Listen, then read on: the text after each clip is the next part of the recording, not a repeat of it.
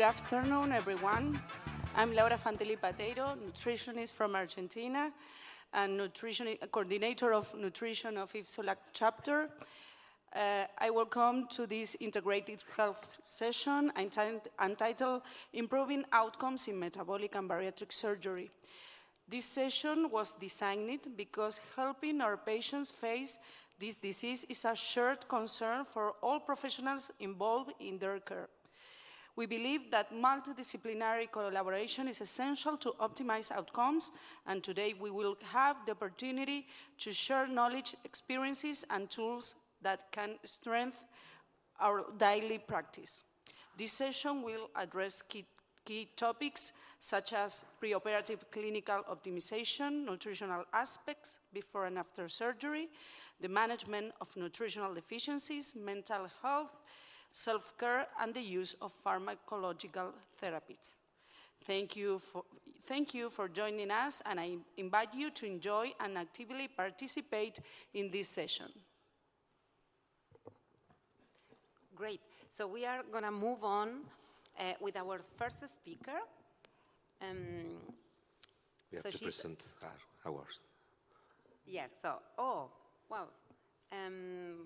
Yeah, you mean, okay, so we introduce ourselves first. We are the moderators, Violeta Moise, nutritionist from Barcelona, Spain. My name is Enzo Arias. I'm psychology. I'm the president of the charter of the Health Stand of IFSOLAC. Good afternoon. It's a night to be here. Okay, so perfect. So now we move on with our first talk. And the title is A Clinical Pre-Operative Optimization for Minimizing Complications, and it's going to be done by Dr. Maria Pilar Quevedo from Buenos Aires, Argentina.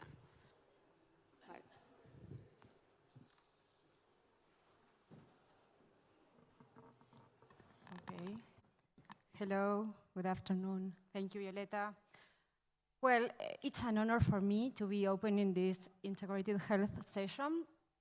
Today, I will discuss the importance of clinical preoperative optimization in bariatric and metabolic surgery patients, and I will focus on strategies to minimize post-operative complications. I don't have disclosures for this presentation, and the key message that I want to share with you today is that safety of bariatric and metabolic surgery starts before the first incision. So that's the reason why optimization matters, because it reduces risk. We know that metabolic and bariatric surgery is a very safe technical procedure, but patients have some conditions, some diseases. They may present with clinical obesity, and all complications in bariatric and metabolic surgery are preventable with proper and target evidence-based preoperative strategies. So, as you know, for IFSO, preoperative risk mitigation is a core component of surgical safety, and a few years ago, as the American Society for Metabolic and Bariatric Surgery wrote a position statement. And these are the core points: active risk mitigation by identifying and treating these modifiable risk factors. But I took some concepts from the oncologist societies from Europe and from the States, and instead of calling them modifiable risk factors, we could call them actionable risk factors, because we can do by clinical strategies modify their risk factors. So these are the risk components of preoperative optimization. I will focus on the left one, and I will leave the panel for the right ones: smoking cessation, glycemic control, preoperative weight loss, cardiac risk assessment, and obstructive sleep apnea assessment. The first one, of course, is smoking cessation, and here an important point is that smoking, tobacco, is associated with increased morbidity and mortality after bariatric and metabolic surgery. And this is an important point here because, sorry, no, it's okay, here. This publication from Huskin, they reported over 35,000 patients, and the association of smoking complications after surgery is associated with prolonged intubation, reintubation, sepsis, shock, and the analysis or the data below has shown that smoking tobacco increased odds for serious morbidity by 90%, readmission, and death within 30 days after surgery. So we have to encourage our patients to stop smoking. Here we have this Cochrane review. They summarize interventions for preoperative smoking cessation. Here what they show that most studies reported on interventions that began between 4 to 8 weeks before surgery. And these intensive behavioral interventions have shown that they improve the rate of smoking cessation before surgery, reduce complications by 60%, and increase the 1-year rate of smoking cessation after surgery. And this is important because these improvements in surgical outcomes are related with 4 to 8 weeks of smoking cessation. And it appears to be related that the impairments of good healing and inflammation are reversible. So that's why it's so important to encourage our patients for stop smoking. The second point I want to mention is glycemic optimization.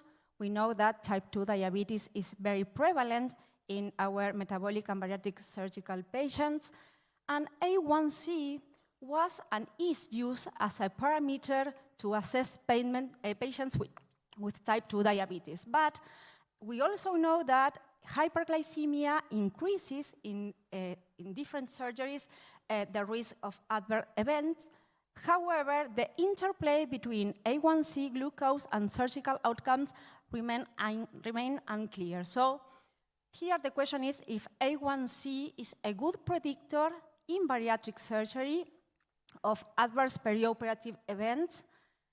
And probably the results are controversial, but this is one of the most important published data.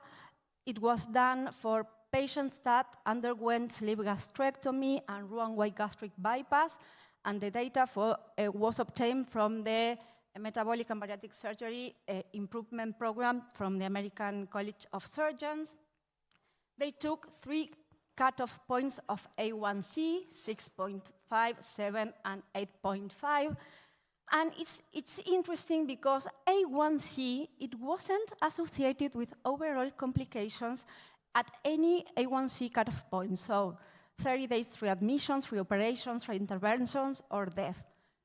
Moreover, A1C is not an independent risk factor for complications in bariatric surgery, and there is not direct relation between A1C and early post-operative complications after sleeve gastrectomy or gastric bypass. So this point is important because optimizing A1C alone may not translate into decreased surgical complications after bariatric surgery. So I want to stop here because I'm not telling you, of course, not to optimize the goals of patients with type 2 diabetes.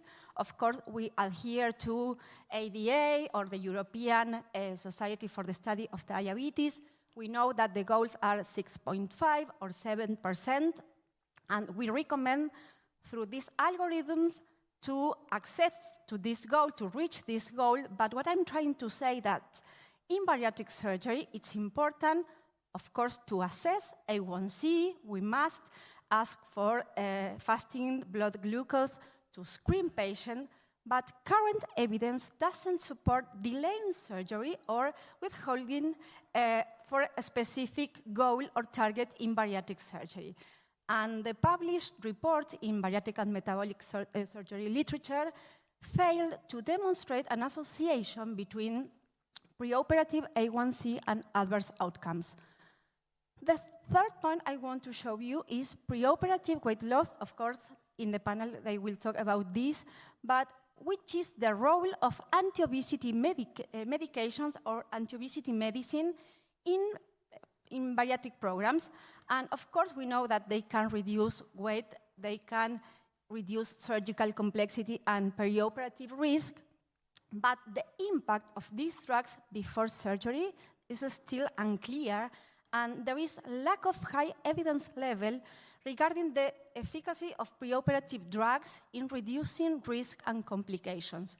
This table was taken from last week's position statement published by IFSO, and these 3 points that there isn't sufficient high-level evidence to recommend routinely these drugs to patients before surgery, and that decision in intervening here must be personalized, and there is a need of future research to recommend these drugs for all the patients, eventually for bariatric and metabolic surgery. The last 2 points is cardiovascular risk. We know that cardiovascular risk is just not a background condition, it's a driver for post-operative complications and outcomes, and there is a great prevalence of dyslipidemia, hypertension in patients seeking for metabolic and bariatric surgery. Indeed, 2/3 of the obesity-related excess mortality is attributable to cardiovascular disease, so the risk factors to formation adverse outcomes in bariatric surgery must be assessed. One important point here is the recent specific recommendations for assessment cardiovascular risk for bariatric and metabolic surgery. So IFSO and ASMBS recommend to adhere to the American Heart Association and the American Cardiology Society. These guidelines were updated last year, and here the red part is related to an elective surgery and how to address risk of cardiovascular risks in patients undergoing bariatric and metabolic surgery. Finally, the last point, respiratory optimization. We know that sleep apnea is very prevalent in patients living with obesity, and it's ranged from 35 to 94% the prevalence, and it's considered an independent risk factor for adverse events after surgery because it's related to aspiration pneumonia, reintubation, desaturation, and cardiovascular complications. So the recommendation here is to screen all patients for obstructive sleep apnea before metabolic and bariatric surgery. Of course, we can do it through a stop-bang score or Berlin questionnaire. And what we know is that patients who underwent a screening for obstructive sleep apnea and were treated according to guidelines have the same low risk as patients who don't have obstructive sleep apnea. So dispositive devices with positive airway pressure might mitigate the risk for complications, for respiratory complications. This is my final message to you. We know that clinical preoperative optimization should be considered as an evidence-based standard of care that is safer for our patients, smarter for our health systems, and essential for the future of bariatric surgery. Thank you very much. Thanks, Maria Pilar, for your presentation, and for the time. Now we are going to introduce Laora Fantilipe from Argentina.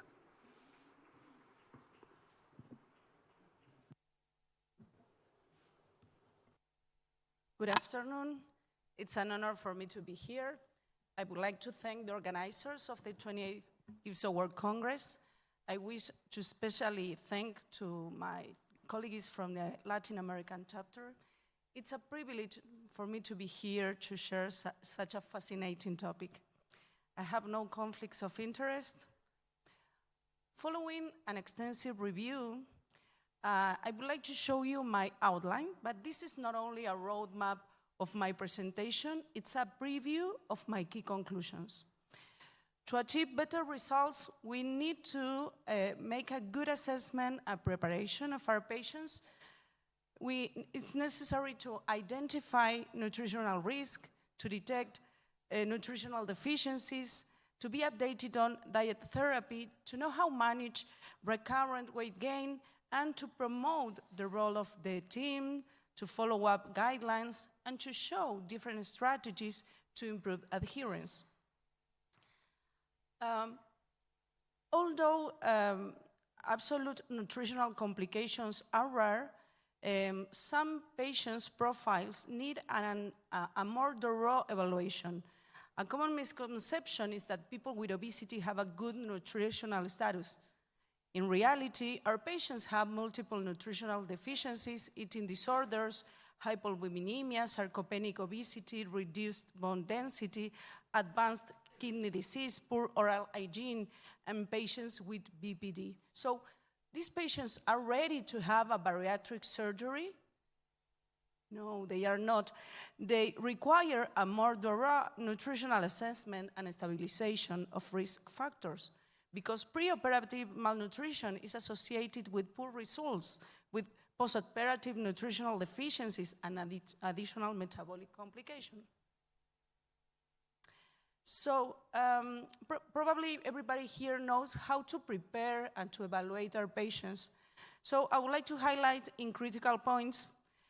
First of all, the whole process must be guided by a multidisciplinary team with a metabolic and bariatric experience.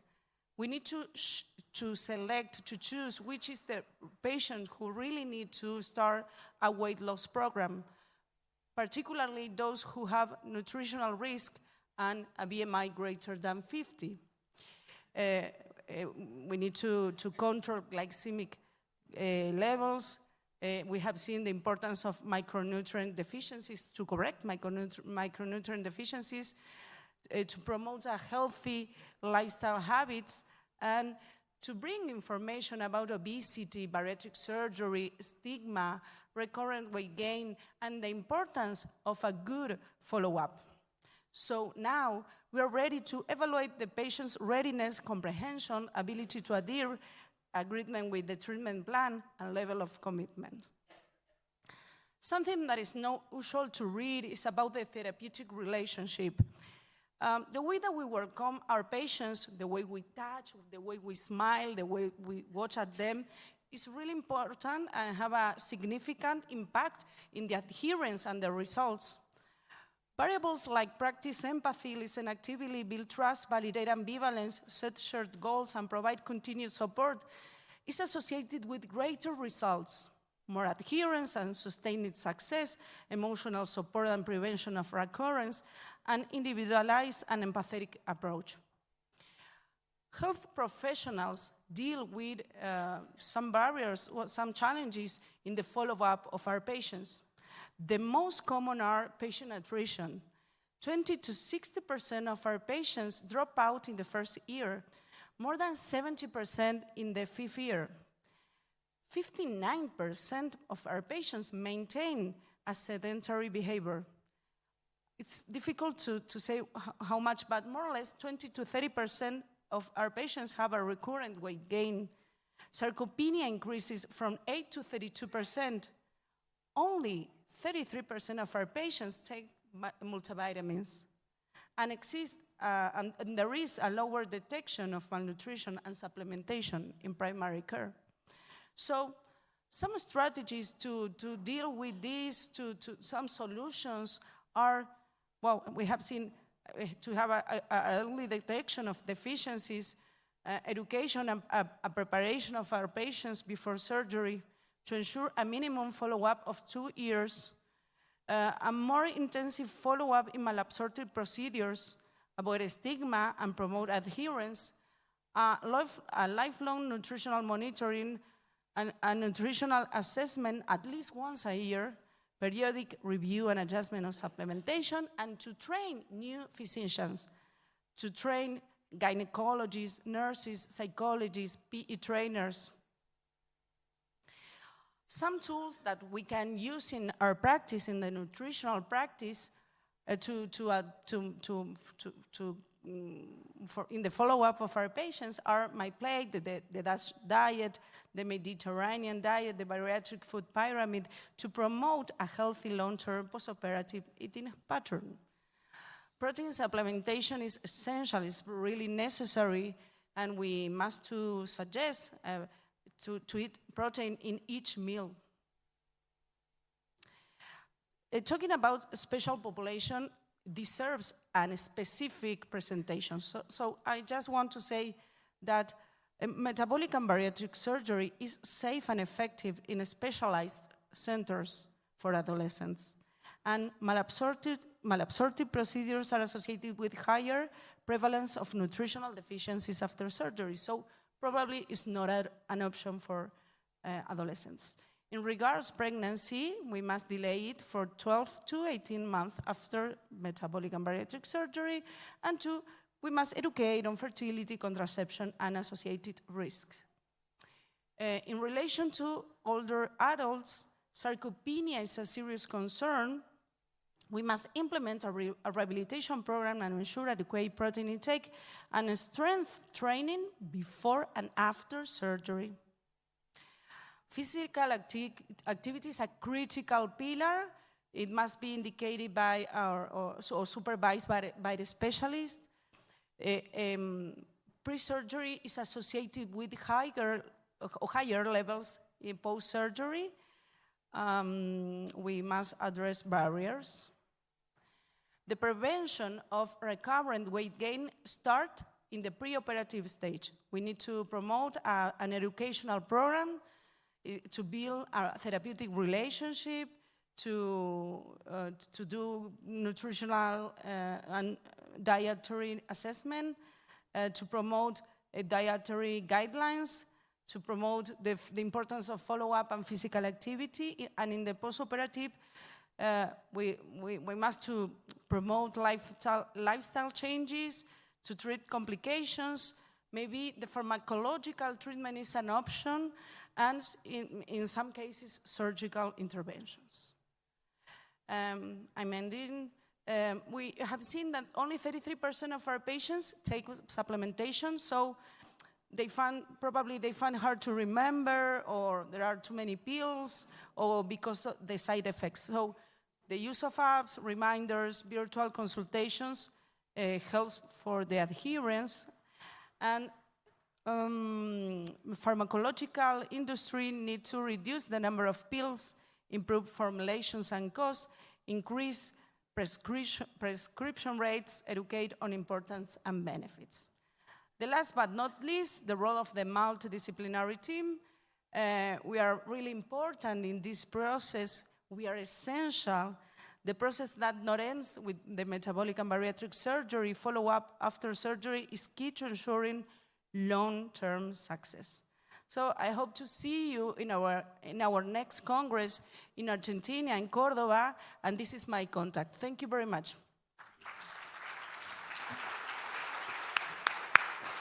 Thank you very much, Laura, for also adjusting to the time. That's amazing. So next, we are going to introduce our next speaker, Sylvia Lee Faria. Sylvia is our Integrated Health President, and well, she's finishing her term, but I guess this is a great opportunity to acknowledge her on all the amazing work that you have been doing during all these 2 years, and you know, all your time of dedications, even part of your personal time. That was amazing to keep moving on this field and giving us many, many opportunities to grow as integrated health people. So thank you, Sylvia, very much for all your work. And now, please, you can go ahead with your talk that is preventing and treating nutritional deficiencies around metabolic and bariatric surgery. So thank you, Violeta, and thank you for your kind words. I just could do what I have done with all the executive board support and all the surgeons' executive board support as well. So I would like to thank you for the invitation, and also Laura for the invitation. I'm glad to be here. And my speech, I will talk about preventing and treating nutritional deficiencies around metabolic and bariatric surgery. So I have nothing to disclose. So I divided my presentation on deficiencies, risk factors for nutritional deficiencies, pre-operative stage, post-operative stage, and conclusions. And I will try to be more practical on my presentation instead of just giving like doses of vitamins and minerals.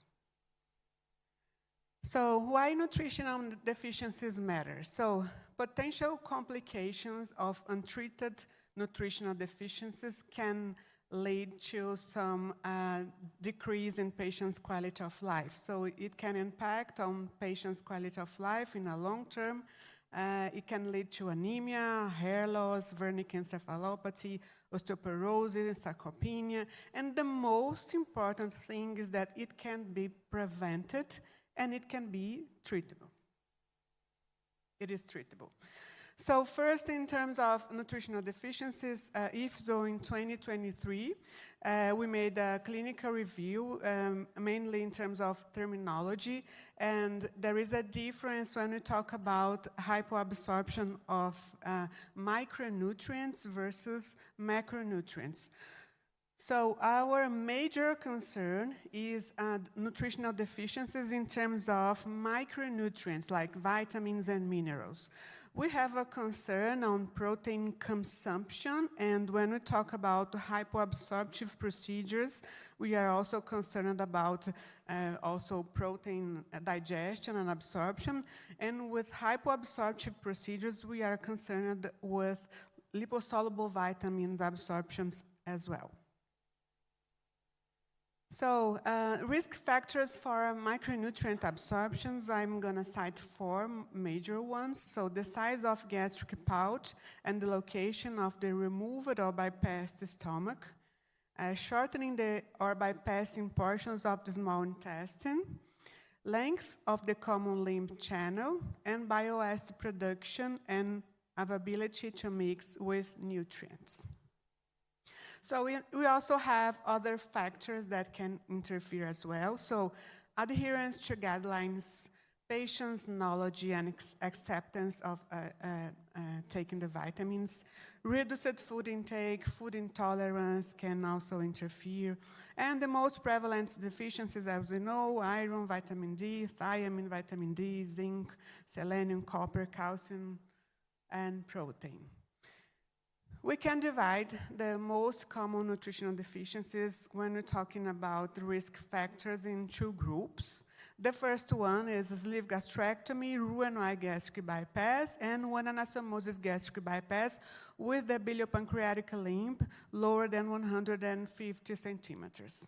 The second one is the duodenal switch, one anastomosis gastric bypass with the BPD limb higher than 150 centimeters, SADI BPD as well. So the more hypoabsorptive procedures are the second group. So they can be divided in these two groups, making things more practical.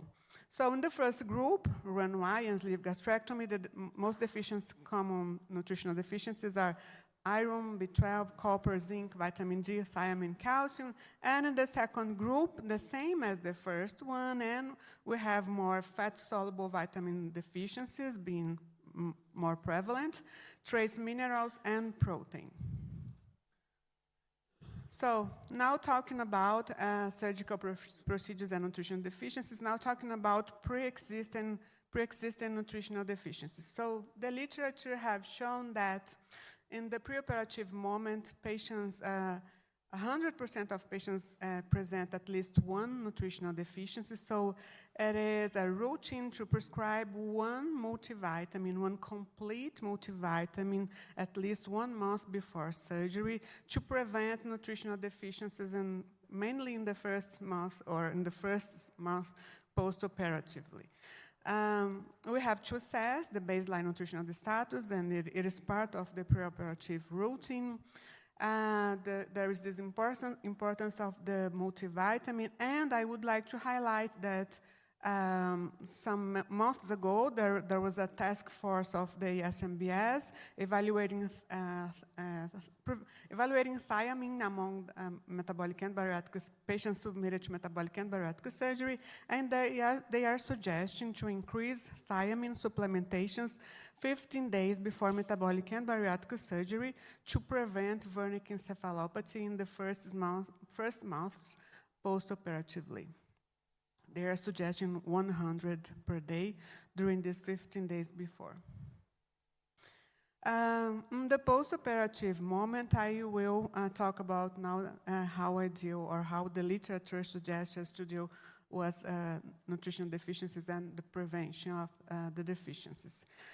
So there are two most common doses we deal with. So we should focus on prevention and repletion. So there are two different doses. We have a dosage to prevent nutrition deficiencies, and if you see that your patient has nutrition deficiencies, there's a different dosage to replete, to treat these nutrition deficiencies. So this prescription will depend on 4 things: dietary intake, and mainly we're going to focus on 3 most important things: the procedure, signs and symptoms, and lab exams. So dietary intake, we are not going to evaluate or be counting everything in terms of vitamins and minerals that patients are consuming. However, protein matters, so how much protein your patient is taking in their diet in terms of protein is important, because we are going to complete this protein amount with the supplement. Calcium also matters, because you're going to complete with the supplementation. And some food intolerance, like if your patient does not eat enough or decrease the amount of protein, you will have to increase the protein supplementation. So in term of the procedures, as I told you, we divide in 2 groups: the group of the Roux-en-Y gastric bypass, sleeve gastrectomy, and one anastomosis with a shorter limb, and the group with one anastomosis gastric bypass with a lower limb, and also BPD, DS. So the first group,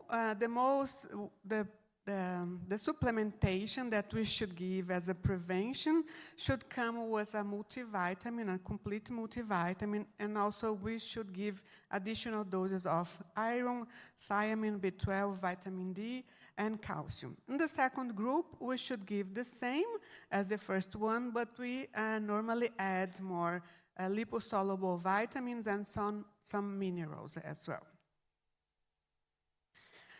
In terms of monitoring, we should evaluate signs and symptoms. In our assessments, nutritional assessment, we should make some questions to evaluate some common nutritional deficiencies, such as do you present hair loss, or are you presenting ataxia? So you are evaluating if your patient presents anemia or thiamine deficiency. So talking about signs and symptoms, I would like to highlight how important are the signs and symptoms of nutritional deficiencies in our patients.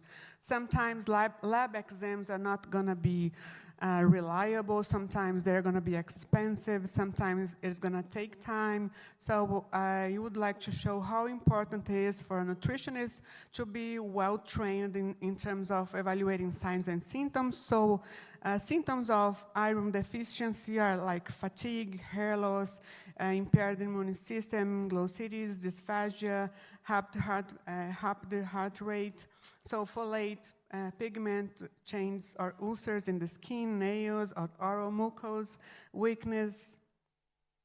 Calcium, we have symptoms like cramping, muscle weakness, vitamin D, bone pain, muscle weakness. We have the symptoms of thiamine, that is very important, so loss of appetite, nausea, gait ataxia, slow gastric emptying, constipation, blurry vision, so any problems with the vision, nystagmus, memory loss can be one of the first signs of thiamine deficiency, psychosis, B12, pale, fatigue, anorexia, diarrhea, glossitis. So listen to your patient's signs and symptoms can help when we are looking for nutritional deficiencies. So may I have to increase thiamine? May I have to increase B12? So listen to signs and symptoms will give you this information. So these are other signs and symptoms, vitamin A, E, and other vitamins and minerals. All of them we should be aware about. Also, monitoring the fourth topic is lab exams. It should be evaluated more frequently in the first year, and then twice on the second year, and then annually or as needed, they should be asked. So this is another information we should have. So the prescription will come after all of this evaluation, and most of the time we will have a complete multivitamin with additional doses. In some countries, this will come in one multivitamin, a complete one with everything. Other countries, due to some law issues, it will come with one multivitamin, another complex B, another calcium, and another vitamin D in a different capsule. So we should be aware that there are these differences in the world. So the additional doses we are going to prescribe depending on monitoring signs and symptoms and exams. So now talking about doses, so this is the prevention doses for iron. Is more common. This doses is more common among men. So the population with a higher risk, such as women at a fertile age. Please, 2 minutes. Pregnant athletes and adolescents are higher doses. The repletion most of the time is done with intravenous high doses of iron. This is the doses for thiamine. The prevention is 12, and we have higher doses. And when deficient is done intramuscular doses. This is for B12, this is the prevention doses, and when there is deficiency, it is done intramuscularly. The folate, the prevention doses, higher doses is more often done in patients with diabetes. Calcium, this is the prevention doses, and higher doses we have to check vitamin D. Vitamin D, this is the prevention and repletion doses. These are other nutrition guidelines for prevention and repletion doses. And conclusion, nutritional deficiencies can be prevented and treated with adequate nutritional care. Monitoring lab exams and evaluating signs and symptoms can help healthcare professionals to adjust additional doses and micronutrients for patients who have undergone metabolic and bariatric surgery. The cornerstones of supplementations is adherence and individualization. So thank you. Thanks, Sylvia. Now we are going to introduce, it's an honor to introduce the Dr. Maximiliano Smith, specialist in psychiatry and medical psychology, medical degree en la Universidad Nacional de La Plata, Argentina, Physicians and the Hospital Privado de la Comunidad de Plata, Argentina, member of the Hospital Nutrition and Bariatric Surgery teams since 2009, and continue to be part of them. University lecturer in nursing, medicine, and courses and diplomas in bariatric surgery. It's an honor because he's a great, it's good to be here to listen to someone from the mental health. So Thank you very much. Thank you very much, Enzo, for your presentation. I'm going to start, but first of all, I would like to say thank you very much for organization committee for inviting me. It's an honor to me to be here today. Okay, I'm going to talk to you about mental health matters. Mental health matters are really a lot, as you know. So I choose between them, the most important because of current evidence. But I would like you to remember quality of life from my title, because I'm going to talk a lot about quality of life. Those are my disclosures, sorry. Let me start with serotonergic drugs. As you know, those molecules are classical antidepressant. Antidepressants are well known, but nowadays psychiatrists prefer to rename these molecules because, as you can see in my slide, there's many different issues or problems of mental health that we treat with them. For example, as you can see, stress, trauma, depression, anxiety. And I have to add some even more that are even more important for our patients ongoing bariatric surgery, such as binge eating disorder, compulsivity, impulsivity. And we have to remember that even more eating behaviors, problematic eating behaviors, chaotic eating behaviors, obsesiones, obsessive problems.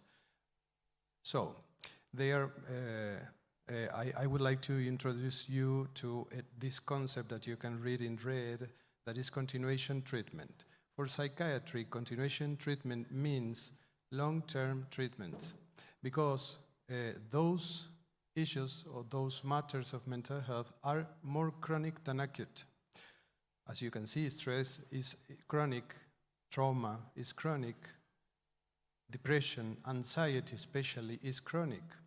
So continuation treatment means that, and it is superior to placebo, but it's superior to placebo related to quality of life because of the importance of maintain quality of life on patients. That's the reason why. So I think that I have to clarify this. No more short-term in treatments means don't exist treatments by during 6 months, for example, to antidepressant.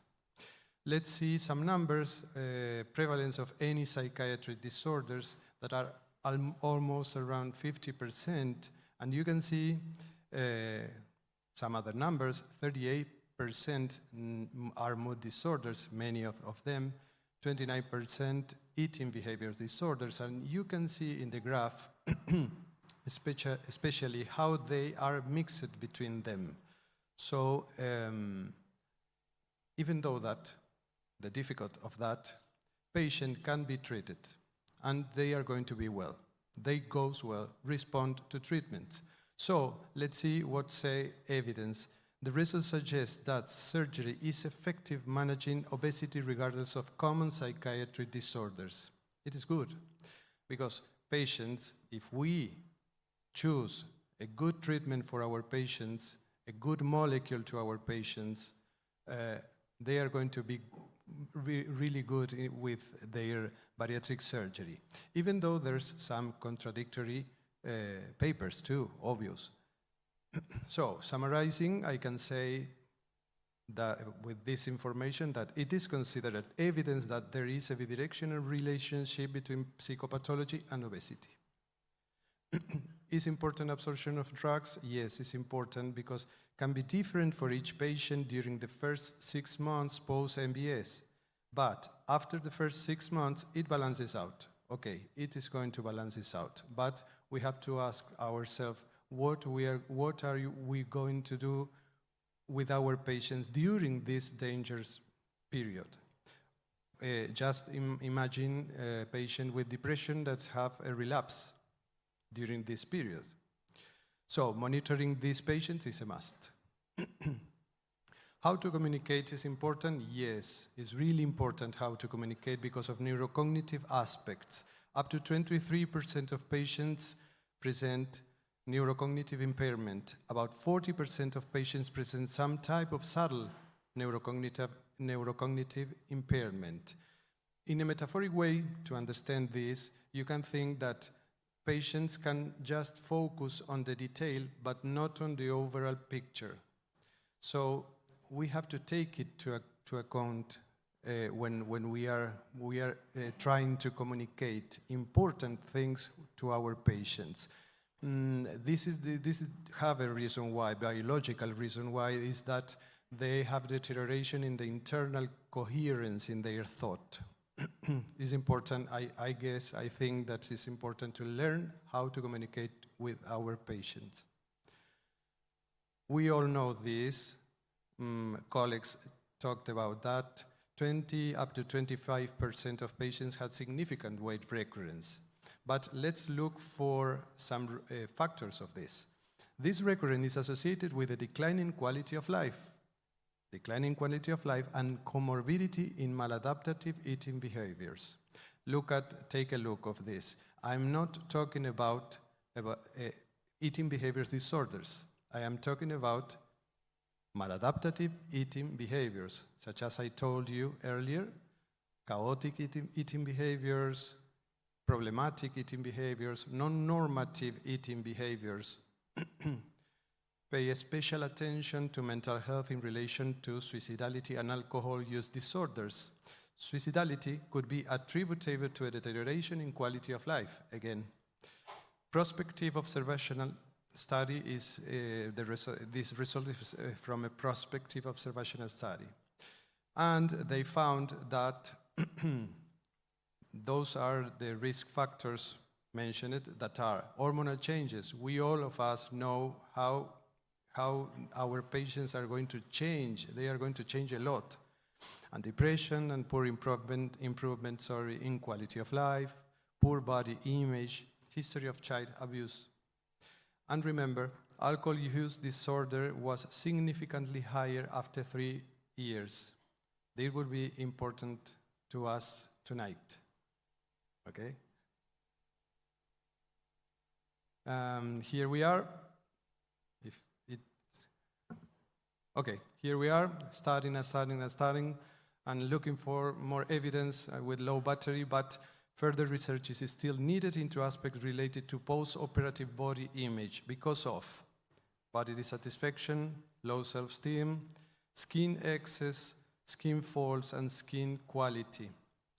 Due to the direct impact on quality of life in certain patients, we cannot say that, not yet, we cannot say this patient is going to tolerate perfectly these problems and this other patient isn't going to tolerate in a very good way the skin quality, for example. We don't know yet. Who knows in future? This is a summarizing, and in the middle, declining quality of life is what we have to take care. And those are the factors, some of the factors that I will mention, but I would like to focus on, obviously we have to know a lot about this stigma, but we have to focus on only 20% of patients sleep well. A link is also found with poor sleeping. So this is a catch-22, or the egg or chicken, we say in Argentina. They are depressed and sleep wrong, or they sleep wrong and are depressed or with anxiety disorders. Let's focus on 20 minutes at least. 20 minutes at least is a point in a paper that shows that up to 3 years, those patients that achieve at least 20 minutes to eat, they don't have weight recurrence. And those patients that don't achieve at least those 20 minutes to eat have weight recurrence. Remember those diagnoses: binge eating disorder, night eating syndrome, body dissatisfaction, alcohol use disorders, drug use disorders, and behavioral and other behavioral addictions. Remember trunk of compulsion, for example. So those are some of the issues that we have to take into account to take care of declining quality of life. I am finishing just a couple of comments about psychological interventions. As you can see, have had a positive impact on psychosocial outcomes, particularly with regard to binge eating and patterns of emotional eating. That is good. In this paper, psychologists find that there's a timely intervention, an important timely intervention, a critical phase between 15 and 18 months, and its consequence in declining quality of life. And in this paper of Chan, you can see that self-efficacy was consistently associated with better adherence. Is that what we want to our patients? And the last, childhood trauma, we can say with this paper that improve with psychoanalytic treatment, especially among those affected by early trauma.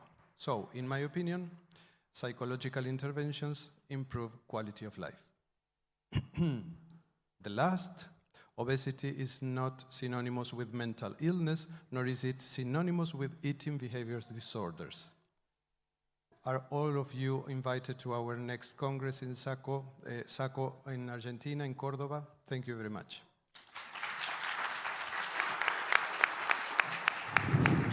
Thanks, Maximiliano, for the time too.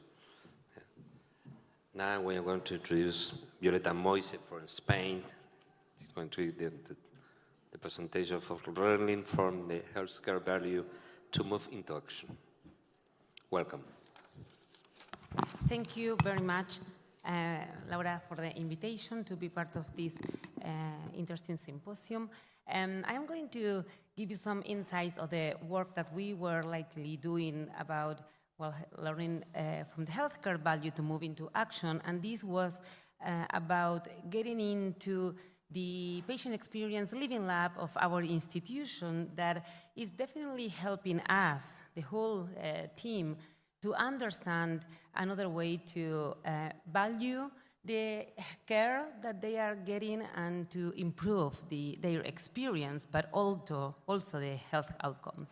So to give you, to share with you, not give you because we are not sure yet what is the full idea of value, what value means, I thought first to give you a transition or the development of the idea of value on healthcare. And if we give an early focus where healthcare systems were built around activity-based models, we were coming from a moment where the volume was saying if the value, if the health system was valuable or not.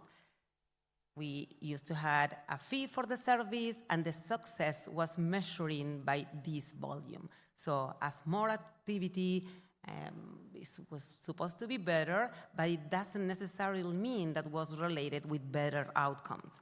But then, around the 2000 and that area, more or less, it was a big movement where the quality assessment in healthcare was shifted toward this quality improved and evidence-based medicine, and was coming from the structure, process, and outcome thing.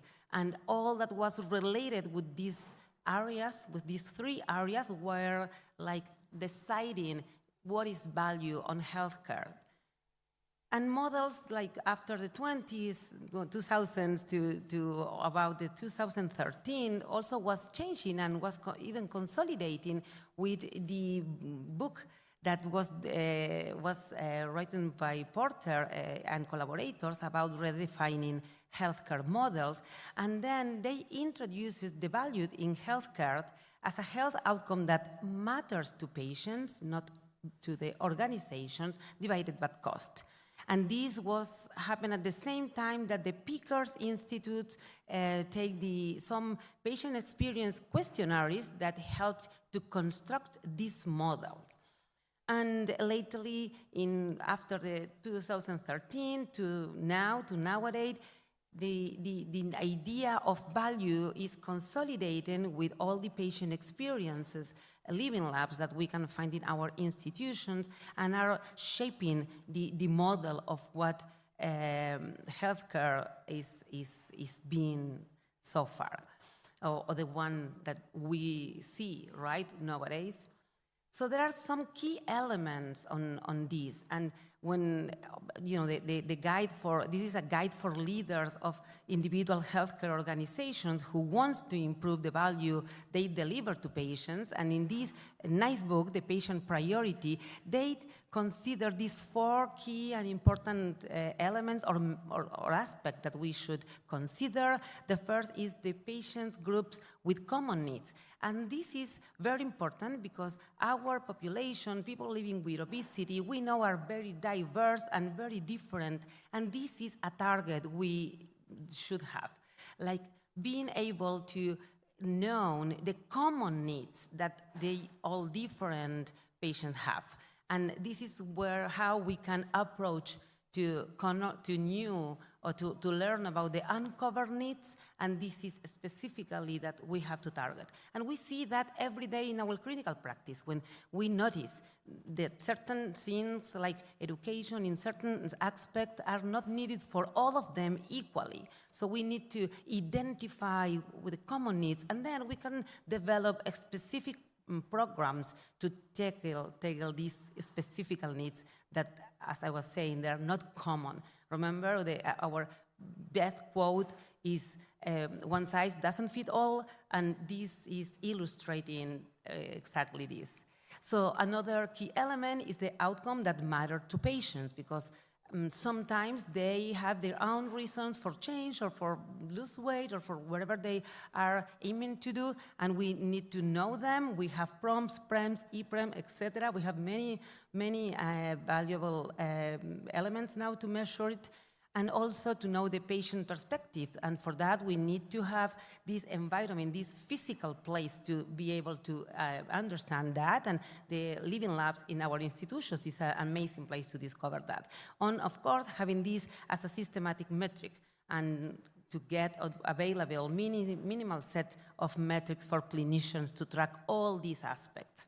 So going closer to the aspect of what is quality of care, we can see like XPA, what is patient experience, is a vision of the global care process. It's not only the outcome, it's not only the good things, it includes also the bad things that they are experienced during their experience in our program.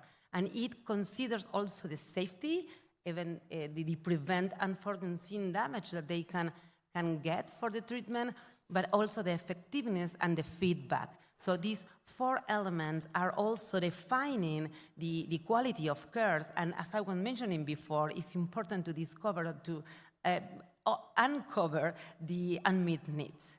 And for this, we need to ask, observe, understand, and prototype, which is the design, the health design idea of how we structure the projects along the way. And because we know for many scientific literatures that the human experience in healthcare will depend of many things. The interactions we have each other, either with the patients or the family and the environment, but also the healthcare workers. That's why we also include the administratives or the coordinators of our programs to the training that we do, because these also count as healthcare workers and on the whole context. But we also need to learn about their culture, the care within the framework of the life cycle, the continuum, and also the perceptions they have, and it's how patients view the healthcare organization in general. And if we give a multifaceted view of XPA, in this case, in the obesity approach or environment, we could say this is all actions that we have done with the Patient Experience Living Lab, and we can see that patient experience relies on the intersection between the value-based healthcare, which is effectivity and safety, as we saw before, but also the professional experience they get, and I mean, as a professional, healthcare professional, and also the organization and the management of the organization and the care of the process. And all these areas were evaluated for us with all these works that you see here, but we are not going to review them because we have not time for that, but just wanted to illustrate that we also need to focus on different aspects of the process, in this case of our specialty with obesity management. And we started also measuring the barriers from the dietitian's perspective to implement the XPA, the patient experience evaluation. And we saw that, well, sometimes there is a lot of lack of time during specifically during primary care setting, and they also claim for a need for training on this new area that is not new, as you saw at the beginning, but it's new for us to try to implement all together in conjunction with our curriculums of treatment that we need to develop. So we need to integrate health policy, also the organization and professional practice all together to be able to explore and identify the barriers we get to explore this. As I was saying before, we need a physically a specific area to develop all these evaluations. This is our living lab in our university. This used to be a bar for healthcare professionals. Actually, we transformed the bar into this area that we can have workshops. The tables are mobile. You can move them and put it in a specific way as you want to work in a very interactive way. Is where we do program designs. We also do clinical guidelines and evaluations, and specifically we try to co-create different or the futures programs that are coming so far.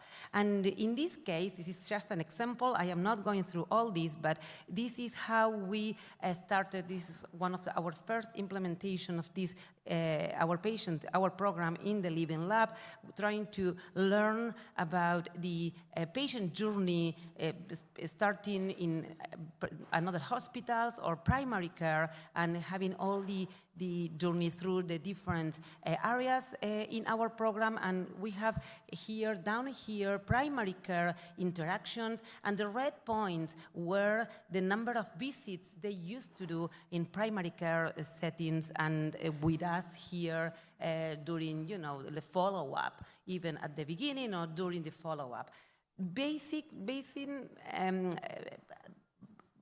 Well, when we observe this line, right, very busy, we realize that it's very exigent. So we are asking them too many visits during the year. So based on these results, we decided to change, and then now we resume all these visits, and we are trying to make their life easier and keeping the quality of the assessment we do.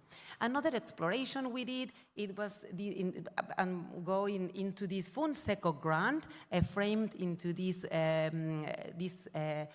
project that was called Living with Obesity. And in this case, we used this methodology with two different focus groups, one for people that were undergoing bariatric surgery but not yet intervened, and the other one that was for people post-bariatric surgery. And after these two focus groups, we also did some in-depth interviews with less people, about 8 people. And after this, we were able to identify the topics that should be included in the survey that we widely distribute to our patients. It was about 2,500 patients. We got a high number of responses. We are not going to discuss about these results now, but just wanted to show you that all these actions have to be locally implemented. And all of these are the categories and meta-categories that we observed after our focus group and living lab, I'm living with obesity experiment. And I want to translate with this puzzle the idea of all the pieces are important. The evaluation of each of these pieces has their own value. Evaluating patient experience is important. It's by itself. It's not always related to the health outcome. I'm trying to explain that we sometimes want to see, okay, but are they losing more weight because you are doing this? I don't know, but perhaps it's value. This is the value in healthcare. And most, if we are walking this path with them, they are participating, interacting actively with this idea of building this. So perhaps some of these pieces of the puzzle are not determinant or not very important, okay? We evaluated them, we know that they are not important, so let's move to other one that could be more representative. Violeta, 2 minutes, please. Great. And this is, as I was saying, one of the things that is important to consider, the local idea, so we have to replicate this in our area, and that perhaps consider that the value on healthcare is evaluate patient experience itself. And then we did another initiatives, many others. I will go quickly through them in less than 1 minute. One of them, well, to assess through drawings on how people living with obesity perceive their illness. So here we did 2 questions to them. You can see here in the workshop in these pictures, we can see how we asked them, how do you believe people in your societal or social environment perceive you? And then, so they draw all these draws. And then we also asked them, how do you feel when you do not achieve the therapeutic goals related to physical activity and a healthy diet or daily life activities, etc.? So they reported with the draw to feel, well, frustrated, of course. Sometimes they report that they were feeling alone during the process, and some of them were also translating the feeling of stigma because the social pressure they were feeling. But it wasn't until they draw and they shared their experience with us that they start talking about this. So we needed to do this for certain kind of people, like the ones that are not talking, but perhaps drawing, are able to share their experiences. And that's why I feel all these acting these different resources can approach us to their patients' values or to change, actually. Well, we also did some other culinary medicine initiative and also were able to learn from them and the uncovered needs that are here in these post-its. Very interesting too, and also thanks all this work we were able to do things for them. So it's not ethical to ask the experience if you are not going to change anything in your program. So we developed this culinary medicine channel that you can all get through because it's online on the SECO webpage. This is a grant that we got from SECO. So with this money, we pay people from Fundación Alicia to do all this work. And well, just almost finishing, just wanted to say that the complex nature of many chronic diseases like obesity, which affect people in many different ways, requires a multifaceted response that will meet the needs of the individual patients. So that's why I think this topic was very relevant in this session when we aim to improve the outcomes. So the takeaway message is that, well, based on this paper that I enjoyed so much, medicine is difficult. There are not shortcuts. Well, so that's why we need to listen, observe, carefully thinking, and we also need to be critical judgment and, of course, to dedicate time.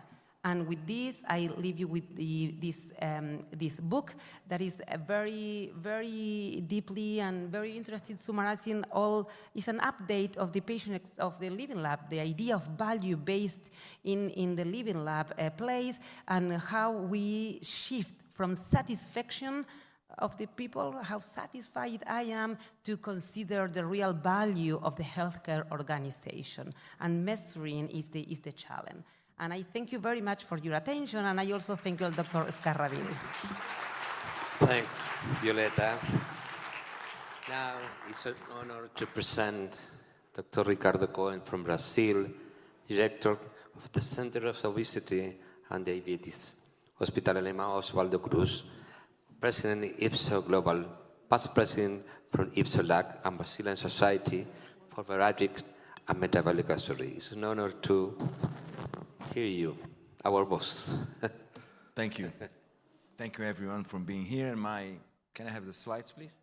My task here is to tell you something about the new definition of obesity based on the Lancet Commission and what does it influence metabolic and bariatric surgery. Those are my disclosures related to this presentation. Perhaps one of the main ones is that I was one of the commissioners, part of the steering committee of the Lancet Commission on the definition of clinical obesity. We have signs that obesity is not considered a disease. First, metabolic surgery and medical treatment are underutilized. Second, there is a blur between the inadequate use of prevention versus treatment strategies. We have huge widespread of bias and stigma. And last, we have huge problems with insurance and even public coverage. Why? Because we apply a lifestyle rationale to a disease. Everything is upon the shoulders of the individual, not on the biology of the disease. But why should that happen? The current definition of obesity, it's a health risk. And I can reinforce this. The WHO just said that GLP-1 receptor analogs are mandatory drugs in the world. However, in people with diabetes and obesity. So they need another disease to treat people with obesity, which is totally ridiculous. And actually, it's their fault and the rest of the persons who transmit this information, because by their definition, or by the accepted definition today, it's a condition of excess adiposity that poses risk to health. If it poses risk to health, it's not a disease now, it's a risk. And we know that obesity is a spectrum. Look at those two patients, they really exist. On your left-hand side is Maria. Maria has no symptoms at all. She has a BMI of 37. She went to the doctor, she has nothing special. She's a teacher, mother of 3, and she runs. She runs 10 kilometers in 80 minutes. She's slow, but she runs. Jack, a very similar BMI, but he has fatigue, dyspnea, lower limbs edema. He went to the doctor. He has sleep apnea. He uses CPAP. He has respiratory pulmonary defect. He's unemployed because he can't stand on his feet.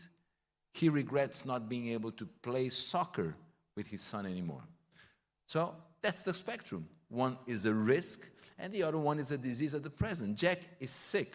Maria is not sick. Maria has a risk factor. And this is a good example. If I have a gentleman walking here and we tell him, be careful, there's a pothole in the sidewalk, he'll avoid falling into. However, if he is already fallen into the hole, the sign has no meaning at all. I need to rescue him. So this is the difference between a risk of falling and a person who's already inside a pothole. For the patient's perspective, if I have something, surgery, an operation for risk reduction, for prophylactic care, some will understand maybe, but most of them will think about this, they don't feel ready. Second, I want to try another diet one more time. Surgery is too risky. The same applies with policymakers. Let's delay the operation. Medication is expensive. Surgery is dangerous. I have other priorities right now, and etc. Because BMI buckets, they do not tell us the story. They do not tell us where this fat tissue is located at. Abdominal, thighs, we don't know. If this excess adiposity poses risk to health or a disease right now, we cannot differentiate by BMI. And that's totally different than organ and tissue dysfunctions that may lead to functional limitations. This is a definition of a disease. It's not the Lancet Commission's. It was found in a dictionary. A disease is a harmful change in the body that causes signs, symptoms, or limits daily life. The key point is a disease is a negative impact now. It's not tomorrow. It's not in 10 years. It's now. It's like the man in the pothole.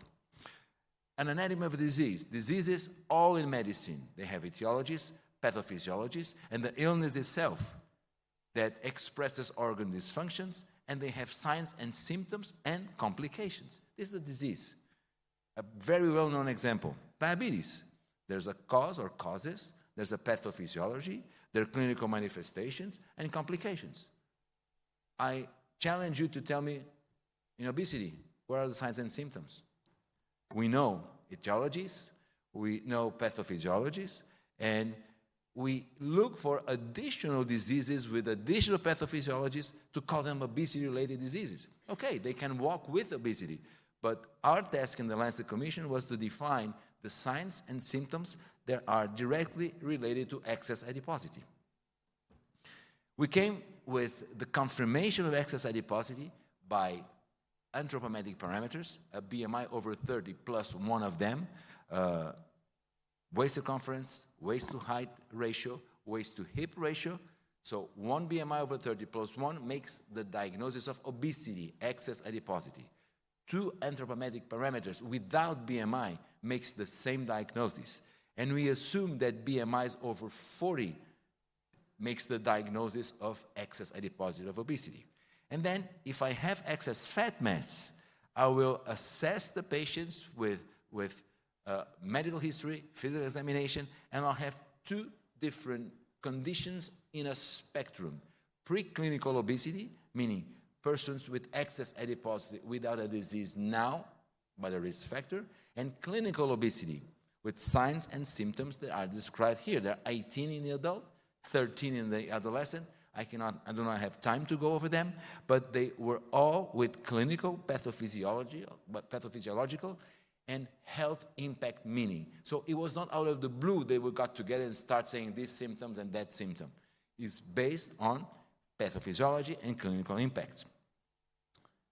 The key message is, I don't need another disease to tell that obesity is a disease itself. What changes? The scope of care changes. First, clinical obesity needs a treatment now. So we aim to put clinical obesity into remission, while preclinical obesity aims at risk reduction with preventive or prophylactic intent, and individually, people with low risk can be monitored and the intervention timely applied, and the high risk may be treated with medications or surgery or a combination. And if that person has diabetes and weight loss is a mean to put diabetes into remission, even with preclinical obesity, yes, we're going to intervene in preclinical obesity. But I don't need diabetes to make the diagnosis of obesity, as I don't need obesity to make the diagnosis of diabetes. And this is well known in medicine. There are several conditions identified in medicine that there are different strategies of the same spectrum. HIV infection and AIDS. It's the same spectrum, different strategies. Colonic polyps, there are surgeons here, I know there are surgeons here. Colonic polyps and colon cancer. We will never do a colectomy, almost never do a colectomy for a polyp, and we'll never do an endoscopic resection for a cancer. It's the same disease. Prediabetes and diabetes, MGUS, so the gammopathies, and myeloma. The oncologists do not give chemotherapy to gammopathies, but when there's a myeloma, they treat, it's the same spectrum. Why not in obesity? And I understand the awareness of, for example, the global burden of disease, that we have 60% predicted to have overweight or obesity by BMI by 2050. Wear the shoes of a payer. If I tell you, please treat 60 billion people, I say, oh, 6 billion people, you'll say, okay, I cannot, it's unaffordable. We need a triaging system. This is urgent. How can we do this? And look at the example. This is an island with poisonous snakes. There's some persons bitten at the beach, but the others in the blue and the white and the red house. Who would you treat first? The one at the beach already bitten, or those in the houses? It's a no-brainer. Of course, you treat those with the disease. They were bitten by the snakes. Why not? And the same as the colonic polyp, the same as prediabetes. The treatment strategy is totally different. So, preclinical obesity is a risk-based prevention and a timely action. Clinical obesity deserves treatment now. So, this is the key message. And we don't need another disease to make the diagnosis of obesity. We need obesity with its signs and symptoms. How it changed surgical indications? First, we go away from BMI eligibility alone. And we depend on, and not depending on our disease is wonderful. Fiesta. How can we make the new indications based on organ dysfunction linked to excess adiposity, heart failure, fatty liver disease, respiratory issues, functional limitation to daily activities, severe quality of life impairment due to obesity itself? And remember, a disease always allows differential diagnosis. This we should bear in mind. And early interventions are recommended to prevent irreversible damage. What do we change in practice? First, obesity and metabolic stigma and surgery, metabolic bariatric surgery stigma goes away. Why? Because I get rid of corpulence. Today, obesity is diagnosed by a size. So it's a size today and maybe a disease tomorrow. If I get rid of the size and go to biology, I'll go away from stigma. Second, I prioritize treatment not based on BMI or not the presence of other diseases. An example, the NHS, the British public system, they allow access to tirzepatide if a person has a BMI over 45 plus 4 other diseases. So obesity doesn't matter, but the other diseases matter. So this is stigma. Measure and report the remission of obesity, of clinical obesity. Well, it's like depression. If the psychiatrists give antidepressants to a person with depression and the signs and symptoms are into remission, they'll calmly say, yes, I have a patient with depression remission. With signs and symptoms of obesity, I can tell the same to payers and to the patient itself, himself or herself. So we measure the outcomes. Measuring the outcomes, we can inform policymakers and payers.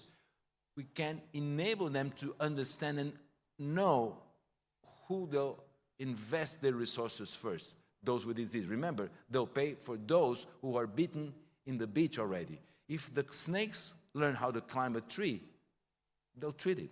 However, I have to prioritize those who need most. So this will be more demand for metabolic bariatric surgery and all treatments, actually. Finally, this is a 42 pages paper. I understand it's long, but it's 7 pages of references. Go and read it. If you are as lazy as surgeons, read what we published at Obesity Surgery. This is a 5 pages paper that summarizes from BMI to disease diagnosis, what clinical and preclinical obesity means for surgeons, but actually this was an attractive title for surgeons. It's a summary of the Lancet Commission. Please read it, you will enjoy it. Thank you very much.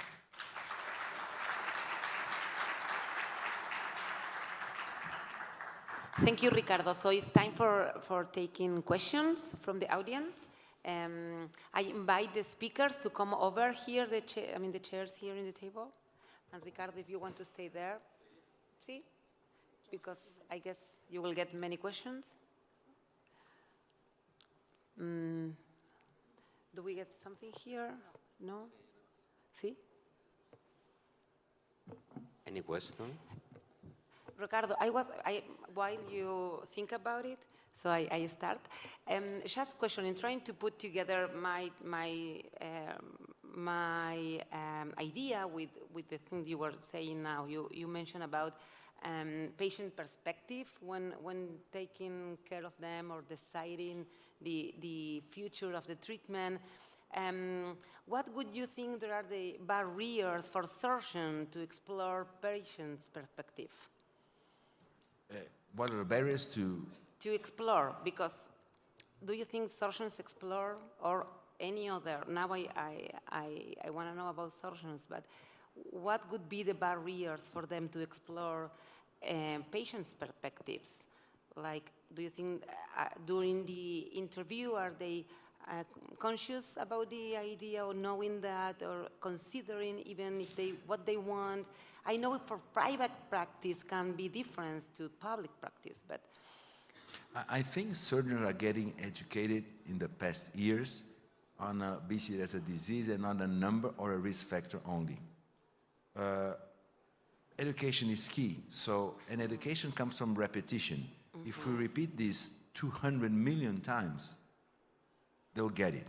What I find very interesting when we present this Lancet Commission, we presented this, Francesco and I, basically, and sometimes David Cummings, but we presented this to big insurance companies and public payers. They understand more than sometimes obesity experts. Obesity experts are afraid, well, you're not treating clinical obesity. We are not advocating for treatment. We're saying that there are different strategies than clinical obesity. So doctors were used to think about obesity as a BMI only.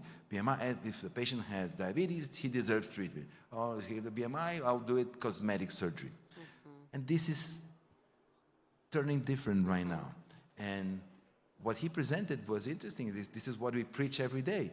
It's not an eating disorder, it's not a mental disorder, it's a disease. So switching from corpulence to biology, it's something that will make surgeons and some resistant healthcare providers to understand that yes, it's a biological and active disease that needs treatment now. Maxim, you want to add something on that? Good. Thank you, Ricardo. It would be great that everybody starts using experience. Okay.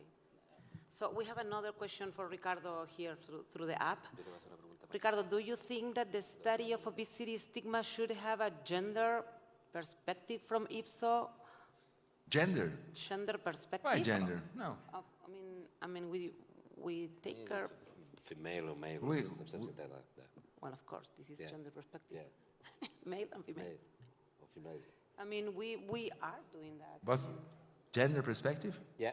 No, I think we should fight stigma regardless of gender, color of the skin, religion, nationality, planet. Everybody should fight stigma.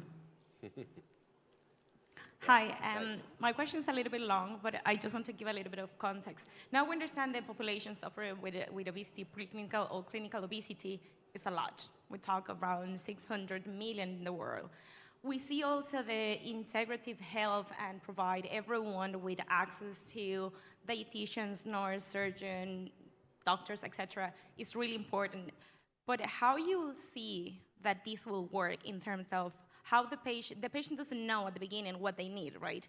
But as a dietitian, I see a lot of patients that come to me and they've done every diet in the world. They know calorie restriction, they know, so my job is not that anymore, right? But how, as a system, of course it will depend in the model of healthcare in each country, but who do you think that will be in charge of say this patient needs, this professional need to go to the psychology, dietitian, surgeon, etc., as a model for the grand scheme in the world at the moment? Sorry, it's a long question, sorry. I don't know what is the exact question? So, how would you approach a patient to define which type of treatment they need? We are the professionals who got the opinion, the science, and not an opinion. So when we approach patients that they don't have a size only or a risk factor only, but rather they have a biological and active disease, they start thinking they remove the guilt that's over their shoulders for thousands of years, and they understand that they need treatment. I'm not saying surgery only. They understand that they need treatment. So we have sometimes patients that are so traumatized in their lives that they come and we explain them that it's a biology, it's an active biological issue and not a mental disorder and not a matter of move more and eat less. And they leave the office crying. So it's our duty to explain them what is a disease actually. If I can add just very short, well, it's something that you have to build up with the person. Who do you think is going to help you? It's not something that we not have to address to them. It's a collaboration. They are collaborators. We are both experts. They are experts on their life and many other things, and we are experts on what we are doing. Yeah, no, I completely agree with you, and thank you very much for the answer. It's just, I feel sometimes that the patients are, because they don't understand this as a disease, they didn't think in the same way of the same treatment. In terms like, I think I need this, but as a professional, you kind of have to explain all of that, and I don't know, I think it's our job to explain them and bring it to little by them. little. David. Thank you. Thank you. David, we wrote the 300 responses to reviews together, so you can say whatever you want. I just wanted to chime in my view on that thing about gender. Oh, yes, please. In most societies around the world, the society is harder on women with obesity than it is on men with obesity. Just as the society is harder on women who lose their appearance with age than with men. When a woman's at 40, her acting career is over, pretty much, except for 3 United Women in the UK. Whereas men can go on and become George Clooney and Harrison Ford and so on. We shouldn't contribute to this bias. So I agree with Ricardo that we should have no bias in regard to that. We should have no bias for anybody, and certainly not contribute to the undue Exactly. suffering that women have. Thank you, David. Thank you very much. Any other question? Oh, we have another one. Any other question? We have one here. Do you want to? No. You want me to read? Okay. What do you think about the health at every size approach? Well, okay. What do you think about the health at every size approach? Health at every size approach? Anyone wants to I did that question. explain a little bit more that question? Healthy at every size approach. I mean, It's me? No. It's for you, Violeta. yeah, I mean, see. Well, Well, nothing much to say, it seems. Like, Nah. well, it's, what it defends is different in any country. You mean people that defend big bodies? Okay, so if they are healthy, I mean, health is a battle, and the body is another battle. Health for every size.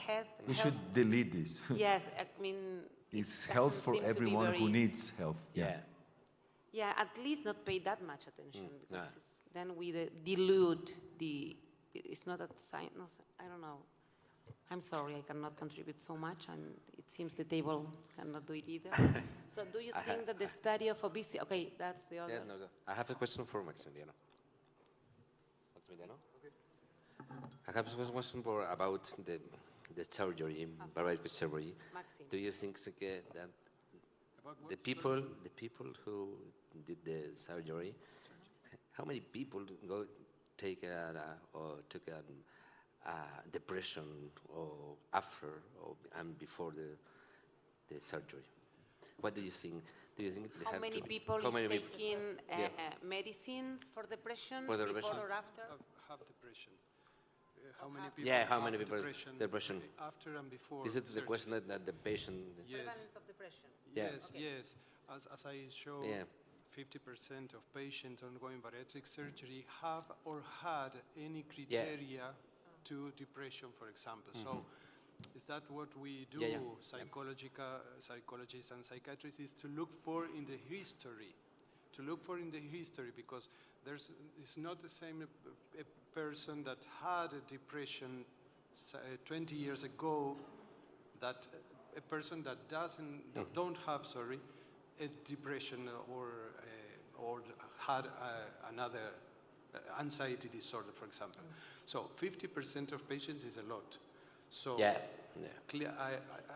think that I understood what a colleague asked about clinical aspects. What we do to derivate? To refer our patients in our teams is to detect clinical aspects. If you have your patient and it's sad and have suicidal ideas, you have to refer the patient. Responding to you, in my experience, when I realized about studies, I said, okay, I understand. Studies are showing what I see in the clinical. Okay. Yeah. Yeah? Yeah. Okay, so if there is no more question, we thank you all for being here. We thank the speakers, and we see you later in the party. Thank you very much.